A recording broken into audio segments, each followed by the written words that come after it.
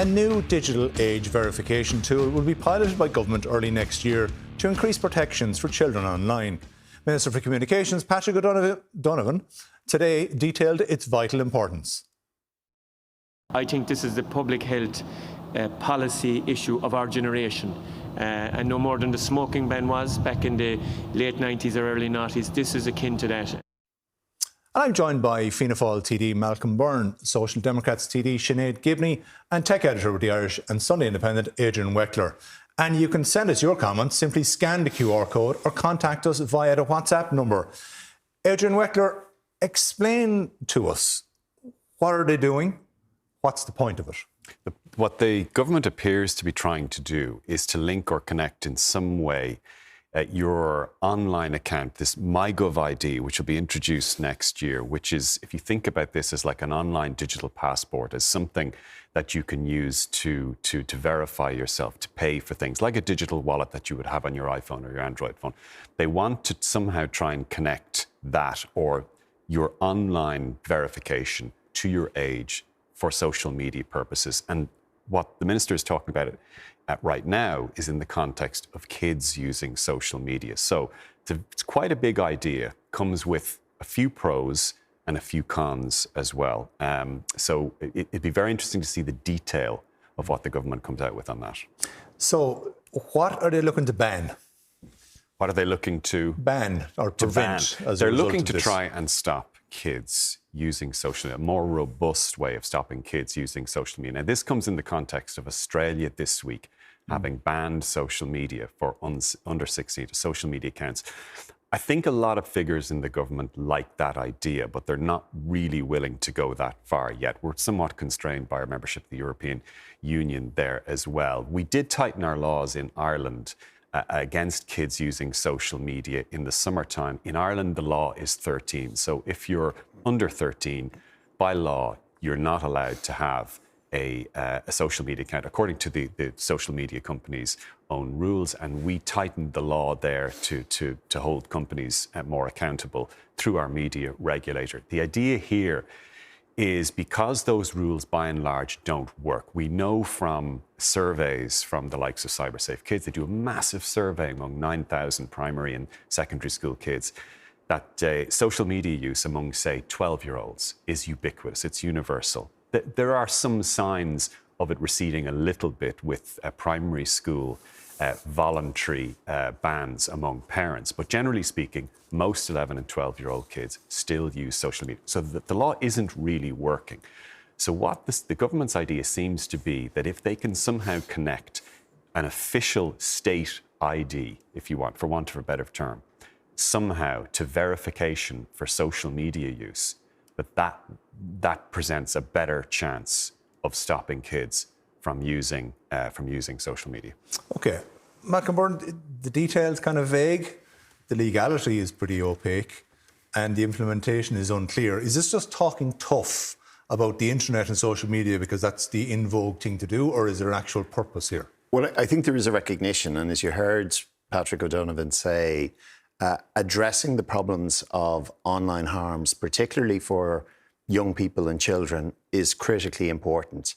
And we know that young people are being exposed to a lot of extreme violence, to pornography, certainly in terms of even the Charlie Kirk assassination is something that has been raised with groups of young people that we've been talking to. I certainly know as well, Fianna Fáil, we've carried out a survey among parents and among children, and there is a desire to address a lot of these issues. And I think that our responsibility as legislators, one of our most important responsibilities, is that we ensure that we keep our citizens safe, both in the offline world and in the online world, and particularly our most vulnerable citizens, and that would include children and young people. So there have been quite a number of moves over the last number of years. So, for instance, we've enacted the Online Safety and Media Regulation Act, which set up Commissioner Mann, and a key part of that is the Office of the Online Safety Commissioner. And as Adrian mentioned, the Online Safety Commissioner, Niamh Hodnett, she introduced a series of online safety codes to which the tech companies, for the most part, have signed up. For the most part? For the most part. And there are problems and with some of the companies, and I think we can talk about those who are responsive and not. There are also obligations, obviously, under the Digital Services Act at EU level. They're placed on a variety of companies, and again, that's been managed by Commission Sheahan. It's important to remember that any activity that is unlawful in the offline space is also unlawful in the online space. So if somebody is engaged in, for instance, the grooming of children, that is unlawful in the real world as much as in the online world. But there is a really genuine fear around what young people are being exposed to, and it leads to a range of problems. For instance, some toxic masculinity among young boys, for young girls, issues around body shape and size, which leads to eating disorders. There's a lot of evidence to that. As Adrian said, CyberSafe Kids do incredible work in terms of highlighting some of this. So I think what the government is looking to do is to see, okay, are there places where we can toughen that up, and we can address clearly where there's cases falling through the cracks. A lot of the more recent cases have been about Roblox, for instance, which is the most used platform for games with kids. And by the way, there's a lot of positives in that. Social media and games can be used for educational purposes. But we've got to get a balance right, both in terms of regulation on one side and education. So part of it is about ensuring that parents are equipped to be able to provide support to young people. But we do need to look at ways in which we can restrict some of this content. The pressure has to be put on the social media companies. There is also an education role. Whether, and this is where the debate is happening, whether we look at going down the Australian road where... We'll come back to the Australian road, yeah. Sinead, in principle, are you in favour of what government is doing here or trying to do? I certainly welcome that government are recognising that more needs to be done, that's for sure. But I do have concerns about age verification, and they stem from, Adrian touched on some of them. And I think, if you think about age verification, you can look at it, there's three different options essentially. You can seek for the platforms to enforce age verification. You can do it at a state level, or you can potentially look at a third party. And all of them come with risks. CyberSafe Kids in committee recently were proposing that a third party would actually be the best way to go. And certainly groups like ICCL and others came out today with concerns around any government-led and state-led option. But the third party is also rife with issues around you kind of create a centralised place where a lot of very sensitive data is held, and that in itself creates a cyber attack kind of target, if you like. But there are other kind of more, I suppose, conceptual issues that I would have with it, and that we would have with it as a party. For a start, certainly the ban, and I don't know we can come to that, but essentially age verification does block access for kids. And that is, for a lot of kids, these are a lifeline. For children, for example, in the LGBTQI+ community, they seek solace and comfort and community in online spaces. So we do have to think about it from a children's rights perspective. But I also fully appreciate that the child protection space piece is important as well. But for me, I think really it's kind of tinkering around the edges. And really, if you create age verification, if you block access, you're still leaving behind the cesspit that is much of our internet right now, and all of the rest of us are still exposed to it. So for me, I do think recommender algorithms being turned off by default is something we're blue in the face asking for. It was something that the original online safety code included, and then Commission Sheahan stepped away from it. That for me is a much more rigorous measure that would actually deal with online safety, both for children and everybody else. Yeah, Malcolm, is government not coming out today and going, listen, we can't prevent stuff going up there on the internet and on social media, so we're not going to try and get involved there. We're not going to try and take on the tech companies. Instead, what we're going to try and do is limit who can access it. Well, I don't think it's an either or, and there isn't a decision that's taken. Certainly there has been a standing up to the tech companies, and the online safety codes put particular requirements in place. Certainly in terms of content moderation, there is expectation on the part of the companies to respond. The Digital Services Act, right across Europe, and because many of those companies are based here in Ireland, it places obligations on those companies as well. And as I said earlier, if content is unlawful or illegal offline, it equally is online, and there are consequences for companies that allow that to continue to happen.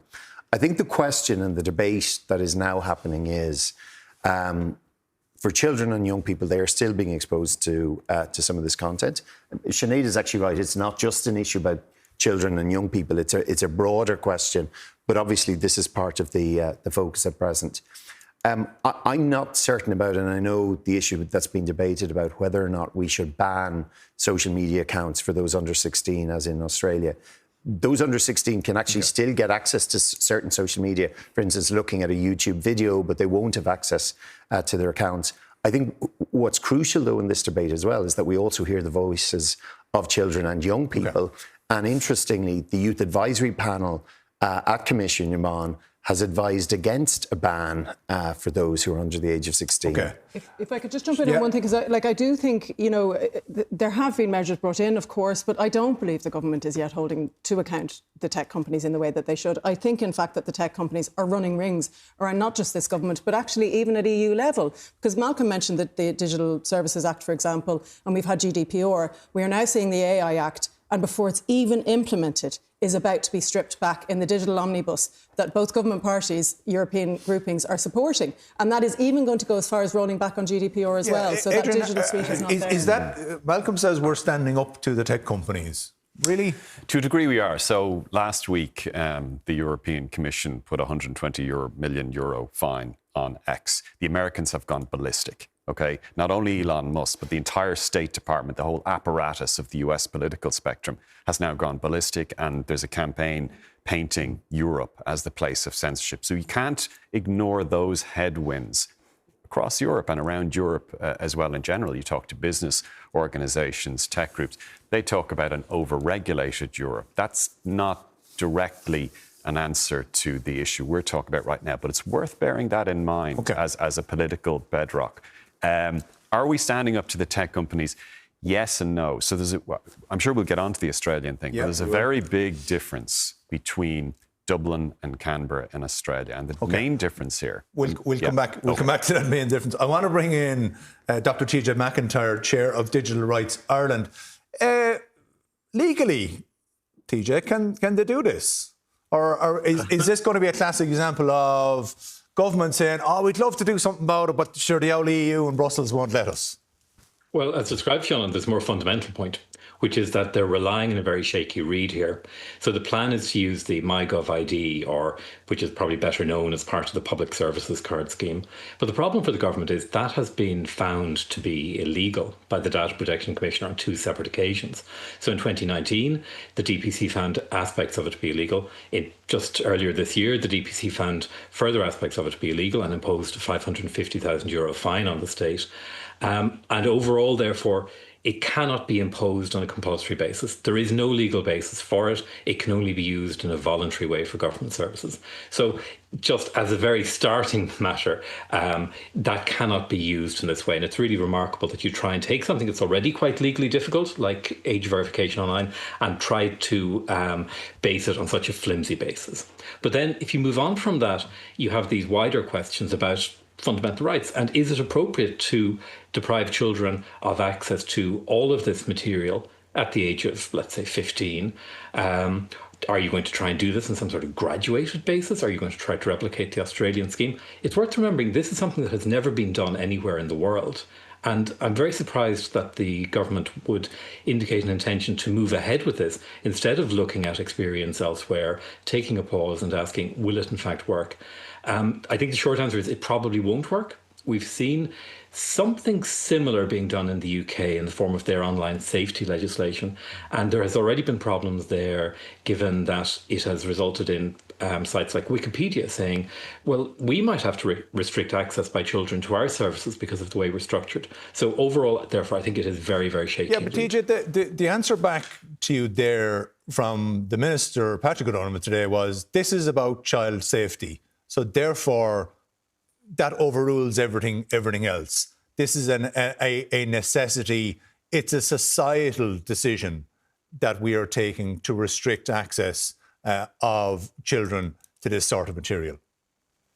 Well, I was very surprised that the minister was apparently saying that he was now going to consult the Attorney General about the legality of his proposals. One would hope he would consult the Attorney General before adopting proposals. There's no point in doing something which will be challenged by tech firms and struck down at a later point. You have to make them workable from the outset.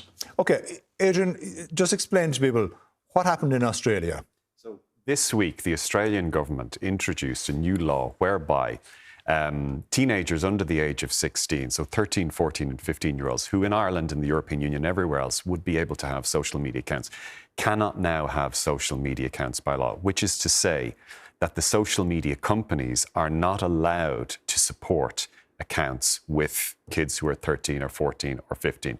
They're allowed to use it anonymously, they're allowed to use the internet, not the parents or the kids who are prohibited themselves from using. It's the social media companies who are prohibited from allowing those accounts to exist, okay? And that's the yardstick that the law is going to hold those companies by. I'm tempted to agree with TJ in the sense that it's very difficult to see how this will succeed. So the ABC, the Australian Broadcasting Corporation, did a poll of 19,000 teenagers a few weeks ago, and only 6% of them said they were going to abide by this rule, okay? It's a trivial matter for teenagers to know how to use a virtual private network, which gets around the country limitation, which means they can get onto their social media networks. That's what happened. That's, in some ways, we're lucky that it's the Australians who are out doing this and that it's not us, because we can see, it's a petri dish. No coincidence, by the way, that it's Australia this is happening in. All of the laws aimed at stifling tech in recent years have been in Australia. Why? Well, you don't have to be cynical to look at the inverse of the big tech lobby that's in Dublin. It's a big media lobby in Australia. This is the home of Kerry Packer, Rupert Murdoch. One of their main goals by which has been to stop dissemination of information through social media networks.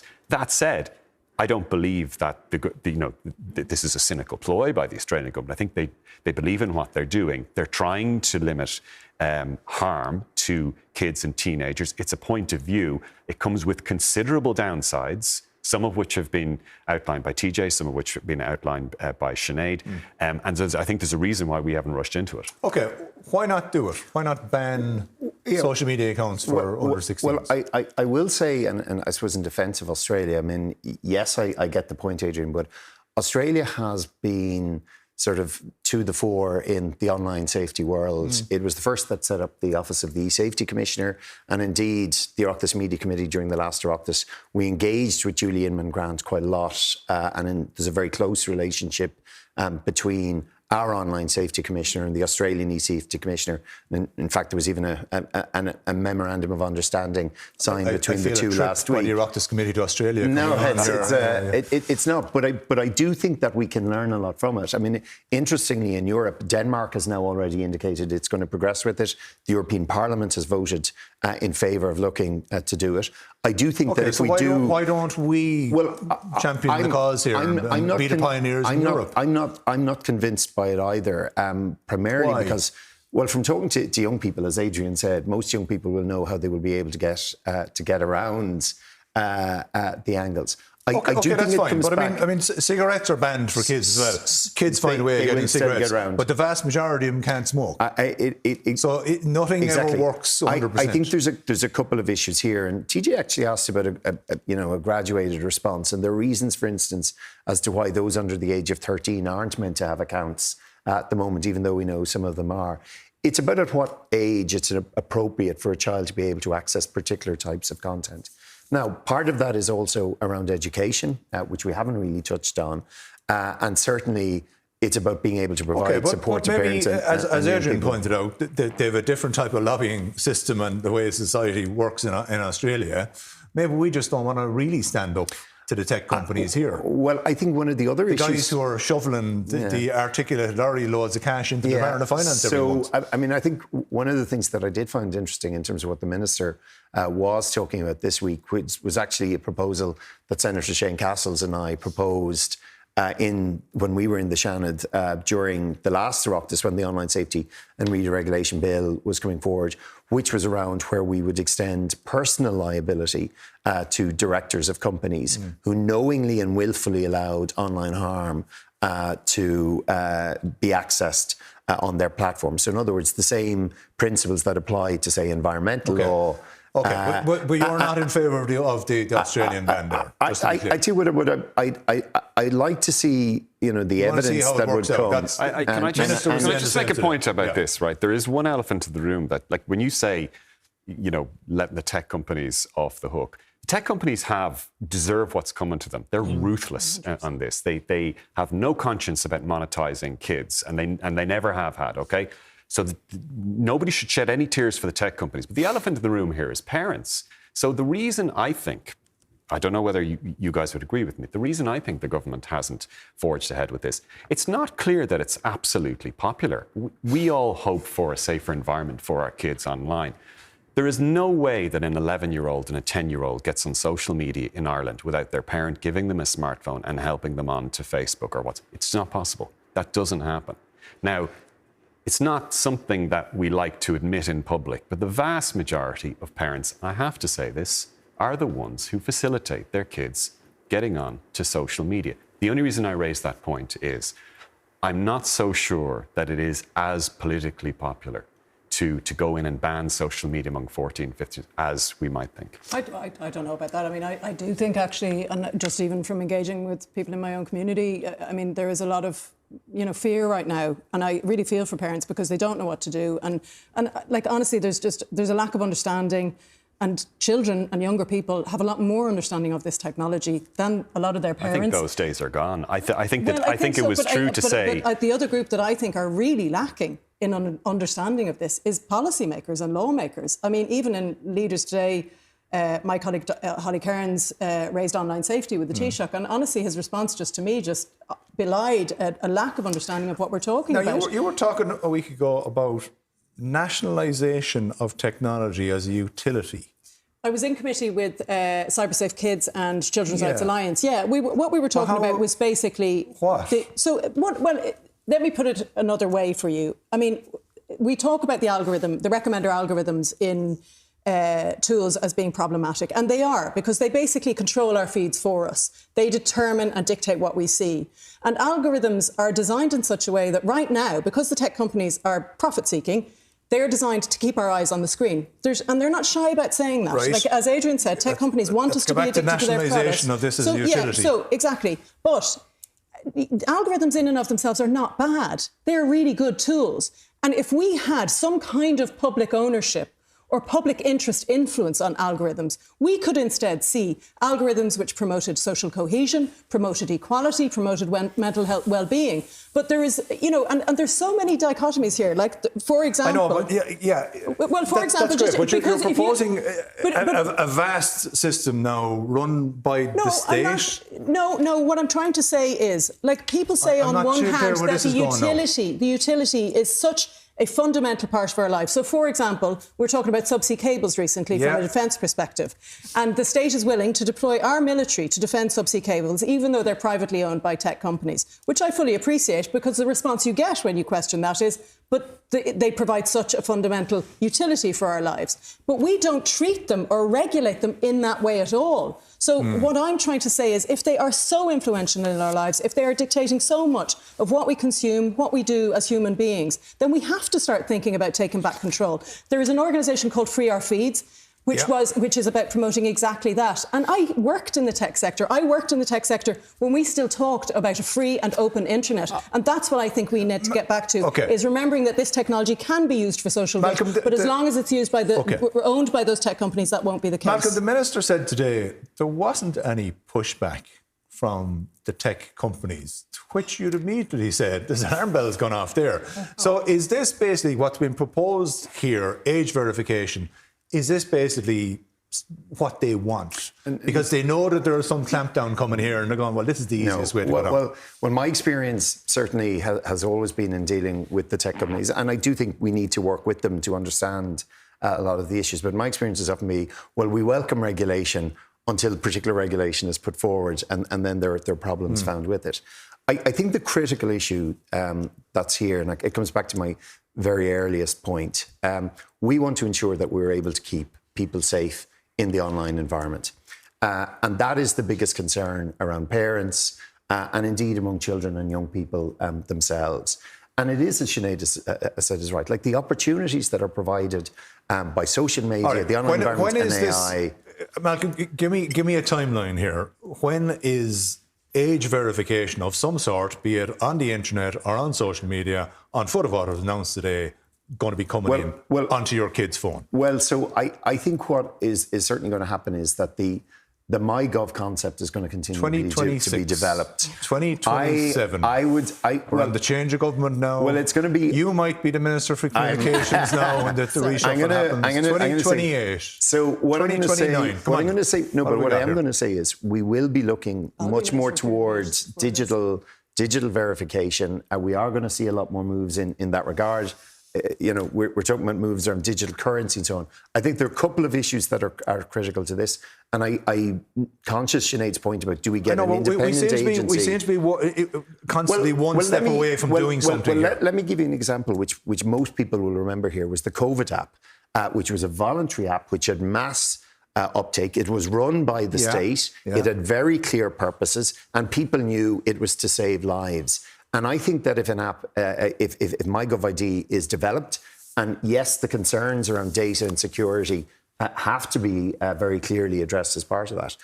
And if it's voluntary, I think that you will see a large uptake of it when people know that the most important issue in all of this debate is about protecting people online, and particularly children and young people. TJ, that's back to you. So, I mean, you don't need a statutory footing here at all. It's just going to be a voluntary code. Tech companies can come in. Parents can avail of it. It's all fine. You'll be able to opt in, opt out if you want. Well, I did suspect somebody might refer to the MyGov ID app, so I took the liberty of printing off a copy of the reviews of the app from the Google Play Store, where it gets a 1.5-star rating, and it's described as one of the worst apps I've ever used by the very first review on that page.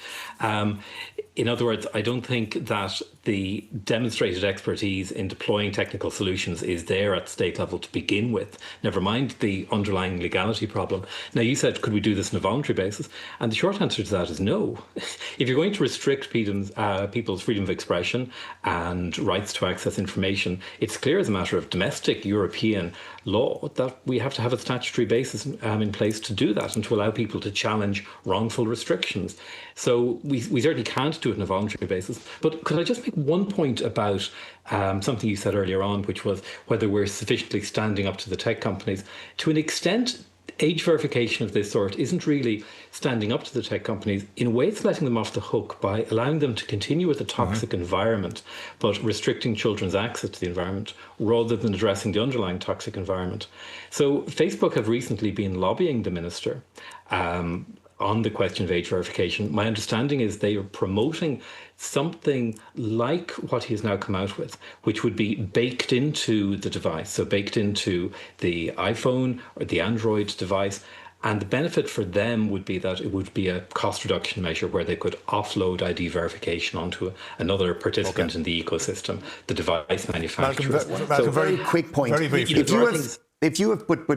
But think about it, and everyone who is watching here, if you're accessing a financial product, if you have to go, for online banking or so on, there is a requirement from the banks and the financial institutions that you identify who you are, that you provide. I accept that, but there is a requirement that is there with regard to financial services. In this case, and I do entirely accept, because we're dealing with data, we have to ensure that the underlying principle is legal.